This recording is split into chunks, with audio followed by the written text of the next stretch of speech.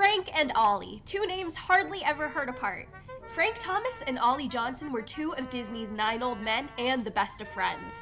They're most well known for their incredible personality animation and are even immortalized as characters in The Incredibles. But who are these two amazing animators?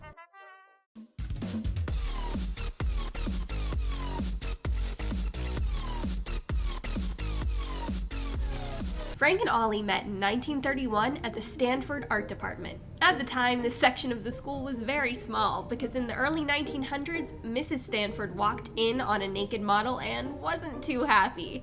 So Frank and Ollie, among other students, had to travel to San Mateo to do their life drawings. One of the first times that they felt like real artists was during these travels to San Mateo.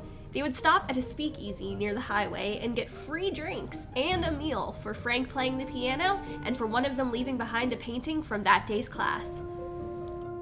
After college, they moved to Los Angeles to go to art school and moved into a boarding house together. This was during the Depression, so jobs were scarce. Both Frank and Ollie were pulled into animation through seeing Disney pictures. Ollie always enjoyed cartoons, but never saw one that truly made him laugh until he saw a short of Pluto getting flypaper stuck on himself. He couldn't believe that someone was able to make a dog look like he was really thinking through something.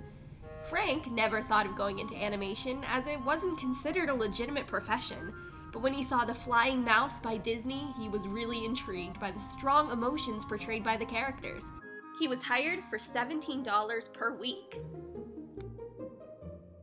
He was hired on September 24th, 1934, and was the 224th employee.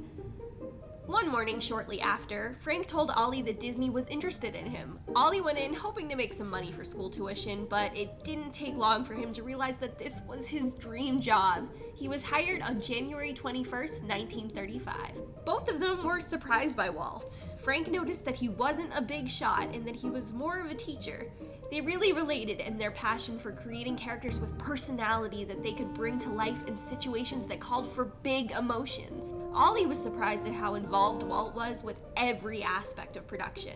This was the man that truly made the company run. Walt would describe Ollie as the guy with the trains, and Frank as the man who played the piano in the Firehouse 5+2. Both of these passions helped Frank and Ollie unwind from the stresses of work, and it's Ollie's passion for trains that got Walt interested in them. Ollie made a model steam train that he worked on from 1947 to 1949 that ran in his backyard. He eventually bought a real train and named it the Marie E after his wife. He even built most of the 2/3 mile track. Ollie ended up marrying Marie Worthy from the ink and paint department. At the time, Frank and Ollie shared an apartment, so Frank moved across the hall into a bachelor pad until he married a woman named Jeanette Armentrout. Soon after, Marie and Jeanette were house hunting together, and they bought a duplex and became next-door neighbors. Frank and Ollie continued to drive to and from work together. The trip was 45 minutes each way, which was a great time for them to talk and learn about each other as well as brainstorm about work. Marie and Jeanette both had their first baby boys in August within a week of each other. Frank and Ollie grew up with a lot of coincidental similarities. Both of their mothers were born in the same town of Tuscola, Illinois. Both of their fathers worked in education. They were both born in 1912, and they both loved the same books, like Robin Hood. But there were also differences. Ollie grew up around a lot of other kids, but Frank was mostly left up to using his imagination. Ollie rode a motorcycle, but Frank rode a bicycle. Ollie got his best ideas by walking, while Frank always got his best ideas when shaving with his electric razor.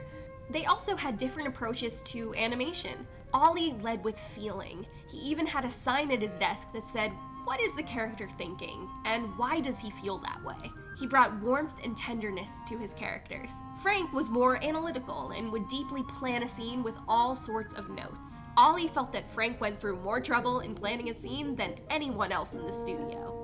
Glenn Keane described Ollie's way of drawing as kissing the paper with the pencil. It was soft and all about finding the simplest way to make a statement, whereas Frank's drawings always seemed to have 1,000 lines, searching for the perfect way to say what he was trying to say. Frank said that one of the most important parts of animation is observing life around you. Both Frank and Ollie took inspiration from their sons in animating Prince John from Robin Hood. Ollie's son inspired the way that Prince John sucks his thumb and holds his ear, and Frank's son inspired the way he rubs his feet together when he's sleeping. Some significant scenes by Ollie that you might remember include Thumper explaining the blossoms and greens to Bambi, Pinocchio talking to the blue fairy about the monsters he encountered, Penny sitting on the bed in The Rescuers talking about not getting chosen on adoption day at the orphanage, Archimedes laughing at Merlin in Sword in the Stone when he says that man will fly someday. When Thumper explains what his father says about eating the greens, Ollie figured that he had probably heard the lecture 1,000 times at home, so he reflected that boredom in the way that he animated him. Some significant scenes by Frank that you might remember include the dwarves mourning Snow White, Pinocchio in the Marionette Show, the penguins dancing with Bert in Mary Poppins, King Louie in I Wanna Be Like You, the ice scene in Bambi, the spaghetti scene in Lady and the Tramp. This scene led to Walt saying, "I hear you got the best scene in the picture," which was considered high praise from Walt. The ice scene in Bambi was almost cut down when Frank was set to animate it, so he asked for 3 days to put something together to show its potential. He drew inspiration from his own trouble with ice skating, and Ollie thought the end result is the biggest laugh in the movie. Both of their work can be seen when Alice meets the doorknob in Alice in Wonderland. Frank worked on the doorknob, and Ollie worked on Alice. Walt was so impressed with Ollie's work animating Alice that he wanted to have him do Wendy in Peter Pan, but Frank said it'd kill him, so he ended up taking on Mr. Smee instead. Frank did Captain Hook, so there was once again some scenes that showcased both of their work. They were always great at having characters bounce off of one another. Frank and Ollie lifted each other up rather than trying to one-up each other, and they never lost their temper with each other even if they argued. The days weren't without challenges though. Movies like Bambi and The Jungle Book particularly brought hardships. Bambi was a film completely led by animals, and the team struggled with how to make the characters interesting enough to sustain a whole film. Luckily, things turned around when they found the voice of Thumper. They realized it was about the community of animals, especially the kids. Frank and Ollie thought that Bambi was Walt's favorite film. Sadly, because of the war, movies like Pinocchio, Fantasia, and Bambi failed to make the money that they needed to. Walt especially took the Fantasia loss hard, and at this time he started moving more towards other projects like the theme parks and television. Then in 1966, Walt Disney passed away to the surprise of many in the studio. This was during the production of The Jungle Book, and the movie became a very important film for the history and future of animation at Disney. At the time, there were even talks to start phasing the animation department out. Can you imagine that? Frank and Ollie ended up animating more than half of The Jungle Book themselves. Baloo and Mowgli are some of their best work.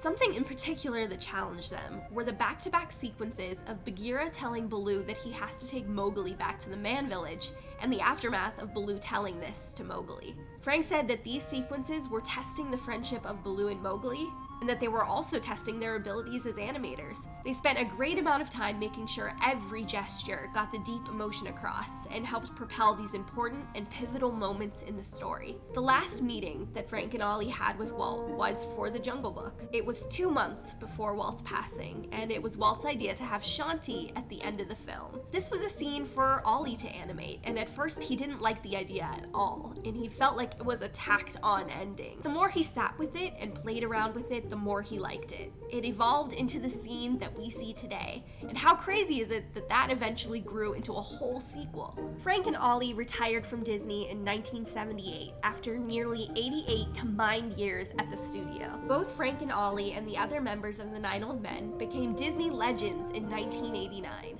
Shortly after, in 1995, Frank's son Theodore made a documentary about their career and friendship, and most of this video is based on that beautiful film. I definitely recommend it. They also wrote 4 books together: Disney Animation, The Illusion of Life, Too Funny for Words, Disney's Greatest Sight Gags, Walt Disney's Bambi, The Story and the Film, and The Disney Villain. Frank and Ollie have also been given tributes by other animators. In 1995, Disney artists paid tribute to them in the Mickey Mouse short Runaway Brain. This short featured a villain named Dr. Frank and Ollie. Later on, Brad Bird, the director of The Incredibles, looked to Frank and Ollie as mentors.